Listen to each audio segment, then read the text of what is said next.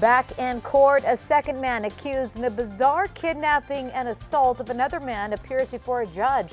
What is defense expected to ask the judge for today? And this. We're going to go now and investigate every app. Breaking his silence, Facebook CEO Mark Zuckerberg could soon be answering to lawmakers. The apology getting a lot of attention this morning and the reason behind it all. Plus, save my baby. That's what I was thinking of. Rushing into action, new video shows police saving a choking baby. More of this dramatic video as we break down what's happening here.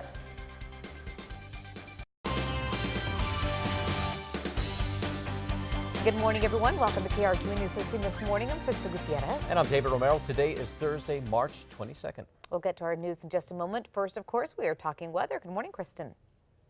Morning, guys. Cool start to the day, but not nearly as cold as what we had the last couple of mornings. So right now we stand at 47 degrees with an northeast wind at 5 miles per hour. Now that's going to be more southwesterly this afternoon, but stay between about 5 to 15 miles per hour. Temperatures as you're walking out the door, teens and 20s up to the north, but most of us pushing 40s and 50s further south. Even Albuquerque well above freezing at the hour, currently sitting at 47, and we'll take those 40s, turn them into 70s this afternoon. Looking at a forecast high of about 76 degrees today. So yesterday was our first 70-degree day of 2018. We're likely going to continue those 70s for the next few afternoons. Farmington, low 70s, but more cloud cover over the northwest. You're actually going to expect increasing cloud cover through the next 24 hours. Roswell, temperatures great, upper 80s down there in Chavez County with the mostly sunny sky overhead.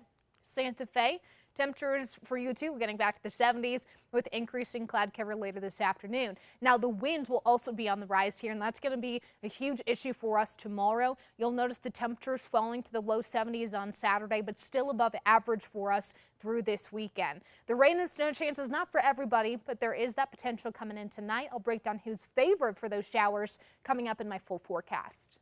All right, thanks so much, Kristen. We'll talk to you then. We begin with some new overnight news for you this morning. Just hours ago, APD was out investigating a deadly pedestrian crash. This was at I-40 near 98th Street.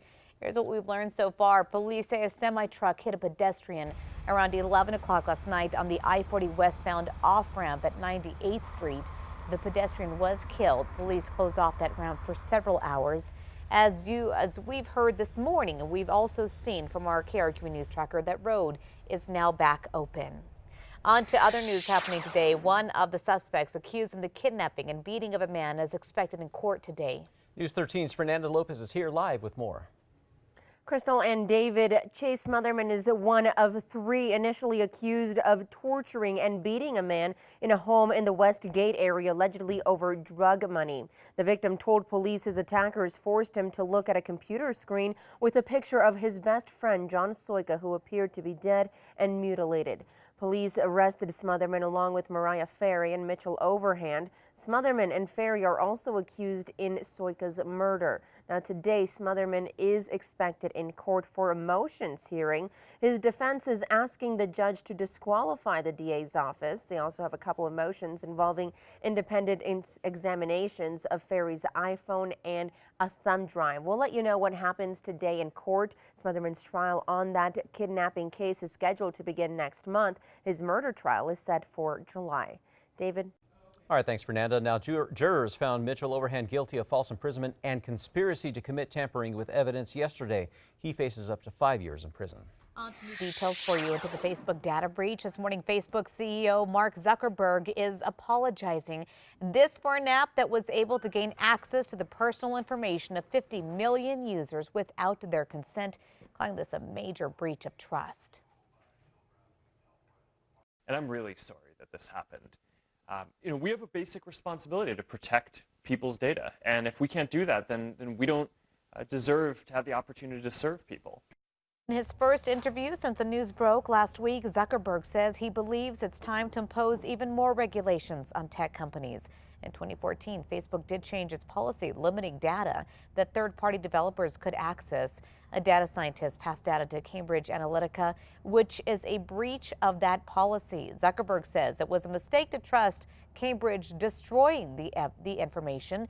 He says the company's made other mistakes and is now pouring through dozens of apps for security flaws. The social media network is now vowing to teach users how to protect their information on apps. Happening today, the man accused of nearly beating a teen to death almost 10 years ago is expected in court today. Police arrested Justin Hansen last July for allegedly beating Brittany Marcel in her northwest Albuquerque home. Authorities say she woke up from a coma with no memory of who put her there until police say she remembered his name in October of 2016. Police say they also matched DNA from the scene to Hansen. Today, a judge is scheduled to hear several motions, including one to modify conditions of release. And also this morning, APD is investigating after a man's body was found in a West Side motel room. It happened yesterday afternoon at the Econo Lodge on Coors and Iliff when a motel employee went in to clean. Police say there is evidence it was a homicide. The department is still investigating 4 other murders across the city since last Friday night. So far, they say none of them are related. The city is considering ADA rules as it works to fix the city's infrastructure. This after Albuquerque's Inspector General pointed out his findings detailing the thousands of issues on the city's ADA compliance just before Mayor Tim Keller took office. Officials say just fixing curbs and sidewalks with fire hydrants and utility poles in the middle would actually cost the city more than $400 million. Happening now, New Mexico's Secretary of State is fighting President Trump and a proposal she thinks could intimidate voters. The proposed rule, according to the White House, is to clarify that Secret Service agents can protect people in voting centers. But Secretary Maggie Toulouse Oliver and at least 20 other secretaries of state nationwide say the rule allows the president, at will, to command Secret Service agents to possibly show up and scare voters at the polls. Now, the secretaries of state are now hoping the U.S. Senate will get the rule thrown out of the bill it's in. It can be disenfranchising to voters, and it also gives us concern about the independence of the process. Senate leaders have not responded to concerns yet. We posted the full protest letters at alwaysonkRQE.com. News new at 6. Lawyers for Attorney General Jeff Sessions say he is no longer under investigation for perjury. This comes after reports that former FBI Deputy Director Andrew McCabe oversaw a perjury investigation against Sessions. The investigation was over his confirmation hearing. He is accused of lying under oath about meetings with the Russian ambassador. Sessions has said he did not lie or mislead senators. The AG fired McCabe just last week. However, reports say he did not know about McCabe's investigation into him. Also new at 6, as you wake up, the special election in Pennsylvania is officially over. Connor Lamb will officially be the state's next U.S. congressman. Lamb tweeting out that Republican Rick Saccone has conceded the race. As it stands, Lamb beat Saccone by just 600 votes. The district is historically Republican. Donald Trump won there in 2016. On to news happening today. The UNM Board of Regents is scheduled to discuss raising tuition. The school's budget leadership team is proposing a 2.5% increase for all upper division and graduate courses. The extra cash would supplement campus safety funding, faculty raises, and financial aid. Undergrads could see an increase of more than $200 each semester. We'll let you know on air and online when the Regency decide if they will raise tuition. And new at 6, as the UNM Board of Regents prepare to meet to discuss the budget, the governor is appointing a new member to the board. According to the governor's office, Martinez appointed Michael Brasher to the Board of Regents. Brasher is a former Bernalillo County Commissioner and Albuquerque City Councilor. Brasher says he plans to be at Thursday's budget summit. He will replace Alex Romero, who stepped down last month. Happening today and new at 6, the State Environment Department and Kirtland Air Force Base are expected to update the public on the cleanup of a jet fuel spill. That fuel leak, discovered in 1999, is believed to have been seeping into the ground for decades now. Since then, crews have been working to remove the contaminated groundwater and dirt and keep it from spreading. Today, there will be a public meeting at 6 p.m. at the African American Performing Arts Center. We'll let you know what happens. New at 6 and also happening today, the city and county are scheduled to talk about doing more to help balloon pilots during Fiesta. Councilor Don Harris is proposing a city task force to see in part if the city can preserve any more open space for balloon landings. They will also look into incentives for private landowners to allow landings. This morning, new video just into our newsroom getting a lot of attention. 2 officers jumping into action to save that little baby you see right there. Thank God for them, because if it weren't for them, I probably was still out there trying to do CPR on her or anything. That's Tamika Pruitt. She says baby Tyra began choking while riding in the back seat. She stopped in the middle of the street right there, jumped out to save her. That's when officers Ryan Sitters and Alex Aucklander spotted the stopped car. They rushed in to help out, grabbing the baby, putting their training into action. The baby is okay this morning. The witnesses say it kind of looked like they had maybe milk or something coming out of the baby's mouth. Oh, that's hard Yikes. video to watch when she's just lying there motionless. Yeah, so terrifying. Lucky they were there. Good thing she's okay. Look at how precious she is. Yeah, definitely. Well, warmer temps expected today, some even near records. Kristen Curry is in next to break down today's numbers. Plus this, doing it wrong. One study now says there's a better way to treat your back pain. How it's the opposite of what you might be doing now. Plus this. I'm traveling to DC because I wanted to document the March for Our Lives protest. Documenting history. We are days away from thousands of teens marching in Washington, pushing to end gun violence. One local teen will be there armed with a camera. More on why he's going and who's getting him there after the break. Stick around. Welcome back, everyone. Live look over Capitol Hill, where in just days, students in Florida and around the nation will descend on the nation's capital for the March for Our Lives protest. It's there that they hope to press lawmakers about making changes to gun laws. This after last month's deadly school shooting in Parkland, Florida, where 17 students and staff were gunned down. Organizers estimate nearly 500,000 people are expected to show up for this event. And new this morning, a local teen will be among those thousands turning out in D.C. for the upcoming march. And it's all thanks to the community pitching in. He will now be using his artistic abilities to document the protest. News 13's Sarah Yingling sat down with him before his trip. Yeah, well, David, like the teens leading the march, 19-year-old Riley Russell wants to be another voice in this movement to end gun violence and mass shootings in schools. But instead of using his voice, he'll be using his camera lens.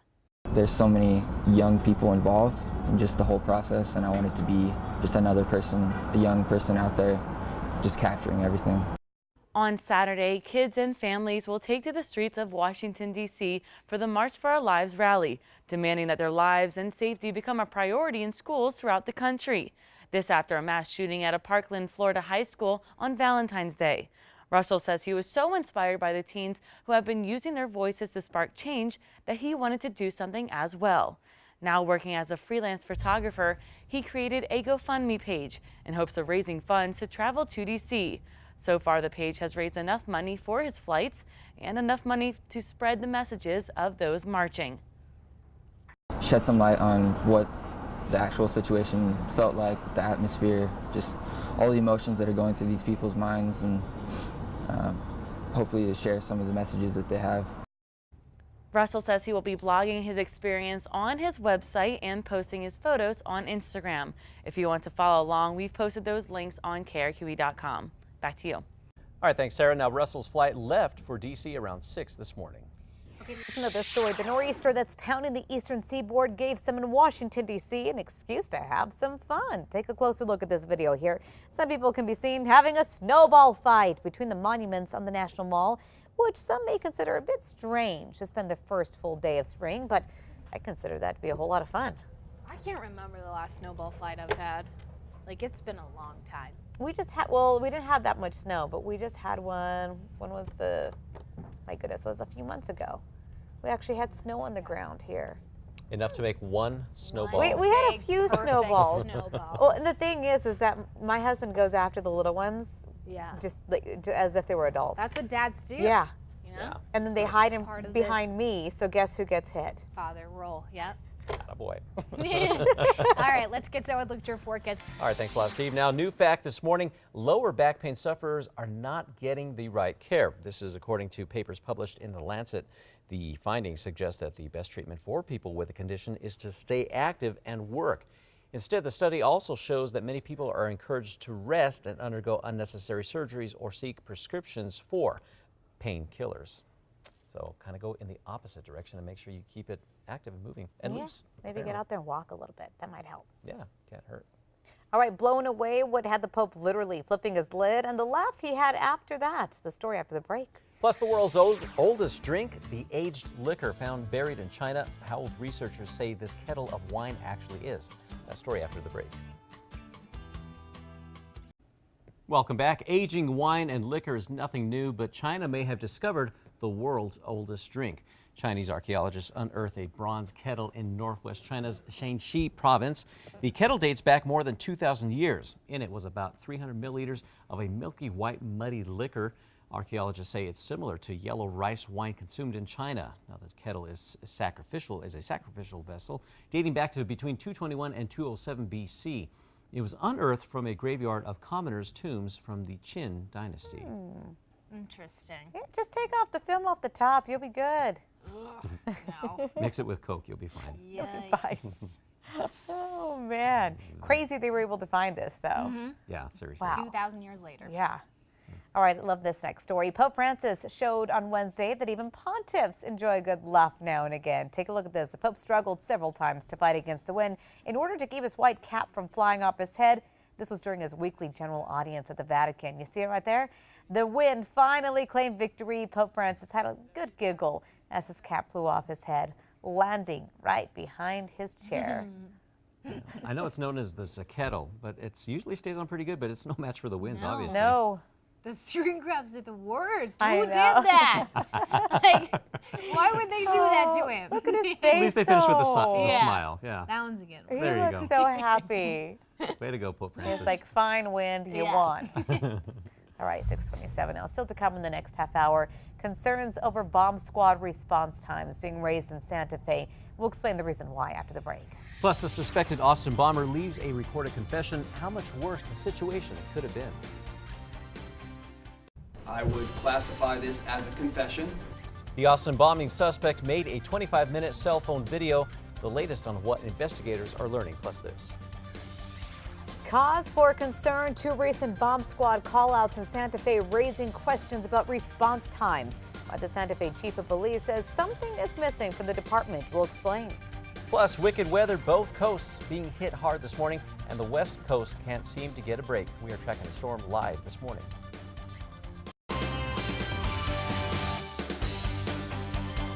Good morning and welcome to KRQE News 13. I'm David Romero. Good morning, everyone. I'm Crystal Gutierrez. Thanks for joining us on this Thursday morning. It is March 22nd. We'll get to our news in just a moment. First, we're talking weather.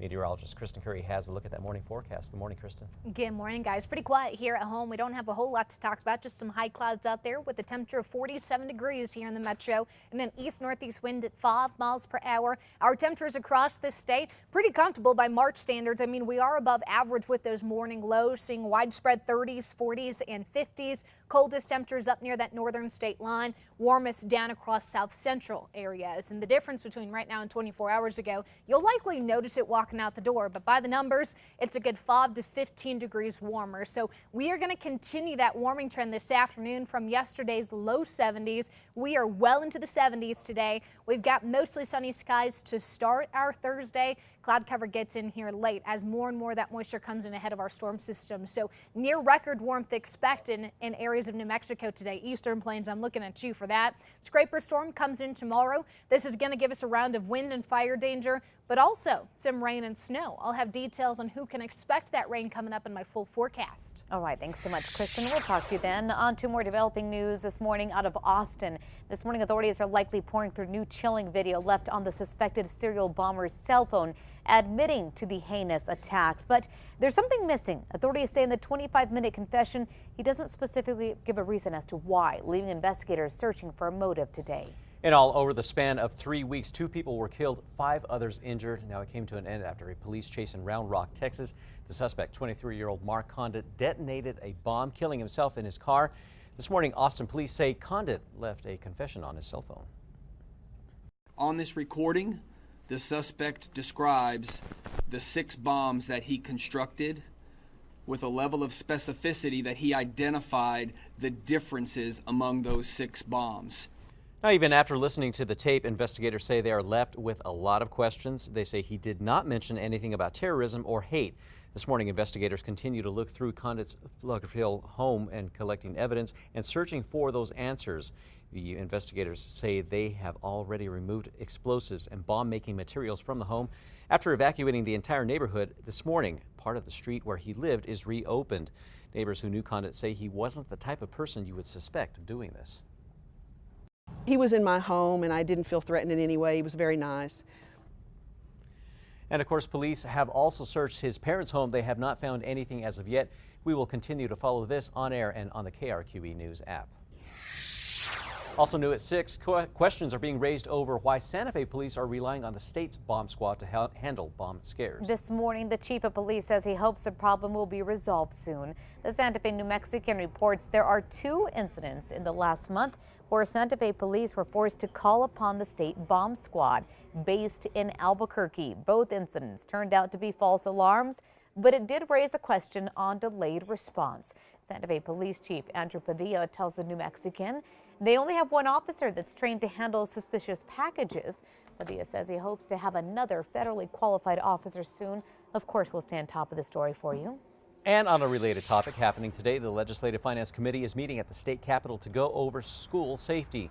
The committee will discuss school safety strategies, including active shooter training and looking at school resources. They will also look into funding school security systems and types of security systems. State Police Chief Pete Casetas will also be at the meeting going over preventative and responsive active shooter interventions. On to news happening right now. People in the Northeast still dealing with the powerful nor'easter. Take a closer look at this video here. The storm moved into southern New England overnight. It will not end until late this afternoon. Heavy snow pulled down trees and power lines, leaving about 85,000 customers from West Virginia all the way to New Jersey without electricity. More than 4,000 flights were canceled yesterday, over 600 so far today. Half of my group is on the runway, half of them need flights. It's just crazy at the moment. By last night, almost 7 inches had fallen in New York City's Central Park. Happening today, more rain is expected to fall on Southern California, increasing the risk of mudslides. 30,000 people who live in the mudslide-prone areas have been evacuated for the 3rd time since January. Authorities are hoping to avoid a repeat of January's deadly debris flow from mountainside areas left bare by wildfires. Now, the storm arrived Tuesday evening and is expected to last through Friday.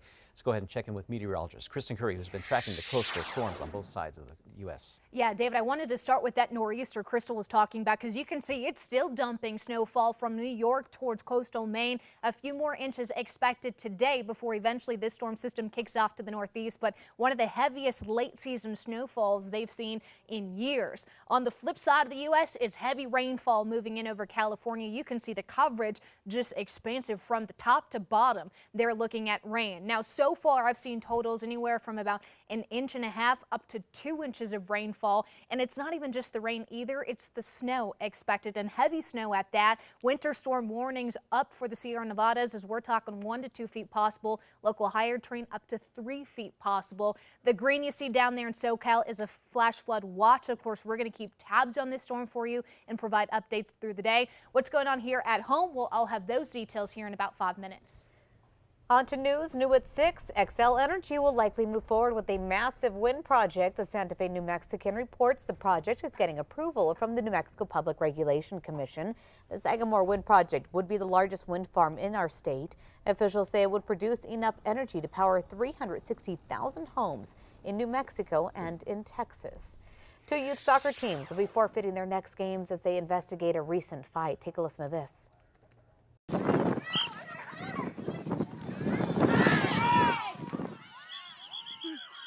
Yeah, this happened on Saturday. Team Alameda was playing the Rio Galaxy in Bernalillo when 2 players exchanged words, pushed each other.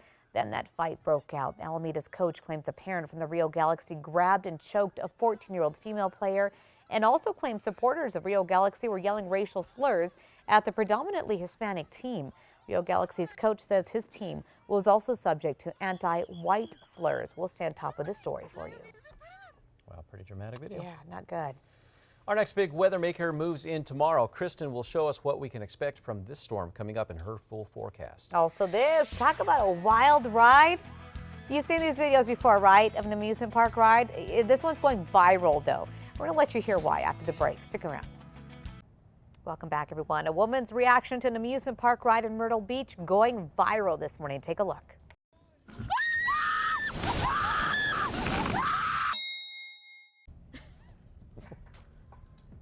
You can see from the start, you can tell Megan Connolly not happy about going on this ride. She and fellow Florida State soccer player Dallas Dorsey riding the slingshot when Connolly loses control. Look at her. She's, oh my goodness, thinking, why did I get on this ride? Dorsey can't help but laugh at her friend's freak out. She's not alone, though. Video of the hilarious thrill ride has been shared all over social media. There's been video of people passing out on this ride. I was just going to say, yeah, they black out and they come to for like a second and they black out again. Yeah. I mean, it is kind of scary. Yeah, it is. The slingshot one. You're either going to scream or pass out. Right. Two options. Yeah. Have you done it? No. I'm not going to do that. But I'm not afraid of heights. I just. Are you afraid of getting shot into the sky? How about getting to the height? I don't know. I've done, so the Magic Mountain in California, the Superman one that like shoots you up and you go straight up, but it's on a track, but you're going like up. So I don't know if it's like technically the same thing, but it doesn't bother me like looking down or anything. But oh my gosh. I don't want to be videotaped on any of that though. Like You'll be going viral next. there's no way. It's not going to be pretty. So we'll provide more updates as that storm rolls in tonight. Looks like a really good day to get out and enjoy those mid-70s. Yeah, a really nice outside day today. All right, thanks a lot, Kristen. Yeah. All right, the man accused of kidnapping and assaulting a man is set to appear before a judge today. We'll tell you the reason why. Plus, we're tracking a storm expected to wreak havoc in the west. The reason why residents are bracing for the worst. All ahead in the Morning Rush.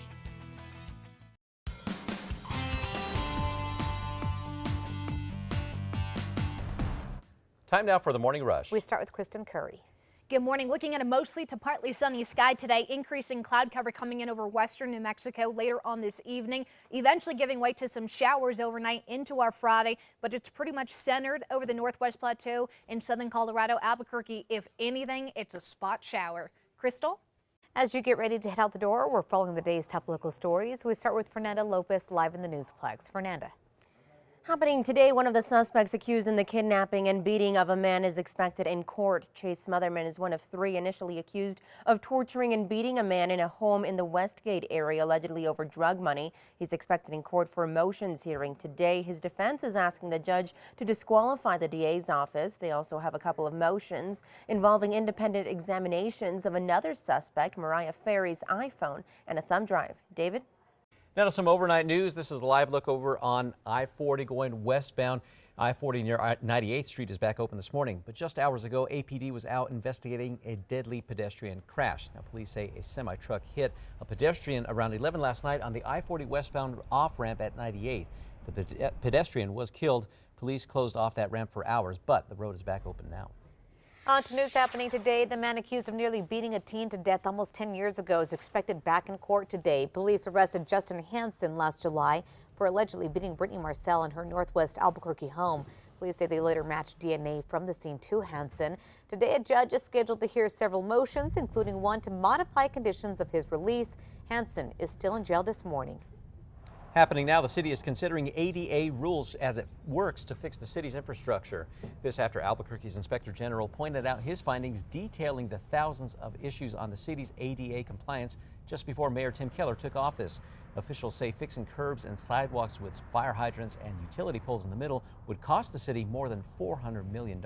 On to new details now to the deadly self-driving Uber crash. Police will now use new video from the front of the Uber that hit and killed the pedestrian on Sunday night. A warning, the video you're about to see may be hard for some of you to watch. The video shows a self-driving Uber car heading down what appears to be an isolated road when about a second before impact, you can see a woman in its path crossing the Arizona highway with her bicycle. The woman, Elaine Herzberg, later died at the hospital. The crash still under investigation this morning.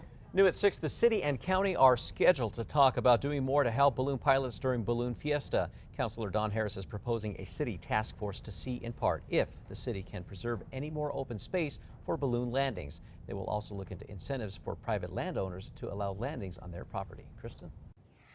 Happening today, more rain is expected to fall in Southern California, increasing the risk of mudslides and debris flows. 30,000 people who live in mudslide-prone areas have been evacuated for the third time since January. Authorities are hoping to avoid a repeat of January's deadly debris flow from mountainside areas left bare by wildfires. The storm arrived Tuesday. It is expected to last through tomorrow. Of course, I'll keep tabs on that for you here at home. We do expect a few showers moving in tonight, but Albuquerque, we are not favored for the rain. So that Metro Threat Index at a 0. We're talking warm temperatures today, mostly to partly sunny skies and winds less than 15 miles per hour. Sarah? This morning, a local teen is on his way to Washington, D.C. to join the thousands of others marching to end gun violence in schools on Saturday. And it's all thanks to the community pitching in on his GoFundMe page. 19-year-old Riley Russell wants to be another voice in that movement. He'll be using his photography skills to document the protest. Russell hopes to spread the messages of those marching through his images. He'll be blogging his experience on his website and posting his photos on Instagram. Time now for a check on your Thursday morning commute. No crashes to let you know about this morning. We're moving pretty well across the city. The only slight slowdown we have right now is I-25 southbound between Paseo and Osuna. Look at this video here. The lethargic lizard getting some special treatment at the Denver Zoo. Raja, a Komodo dragon, after an x-ray found arthritis in Raja's right knee. The 15-year-old reptile now gets physical therapy to get him going again. A zookeeper always has a broom to keep in between his teeth. And the therapist, in the meantime, his therapist uses micro movements to stimulate his joints. It's made Raja a whole new reptile. Pretty cool. Time now for the 5 facts. At number 5, the Hero Award this morning goes to a group of Little Leaguers in Rio Rancho. They recently helped a member of their community in a big way and say they will do it again. The team met 94-year-old man through their coach. Both have been friends for years, and they decided to clean his yard, filling 5 truckloads of twigs. Their coach says his most important golden rule for the team is to be good to others.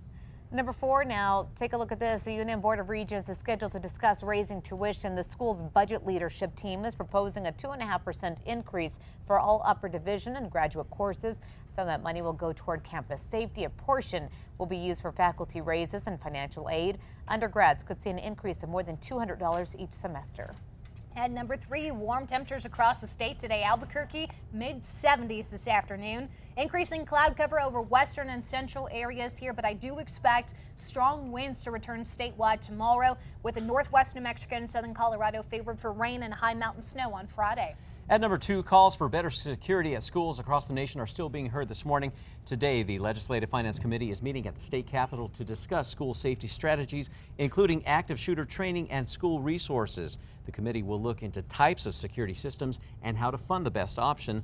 State Police Chief Pete Casetas will also be at that meeting, along with the superintendent of the Aztec Municipal School District, which recently dealt with the school shooting. Number 1 now, it's been a big talker for years, and now major changes are coming to cases involving crimes against children. Soon, New Mexican law enforcement will be able to access CYFD files when responding to calls.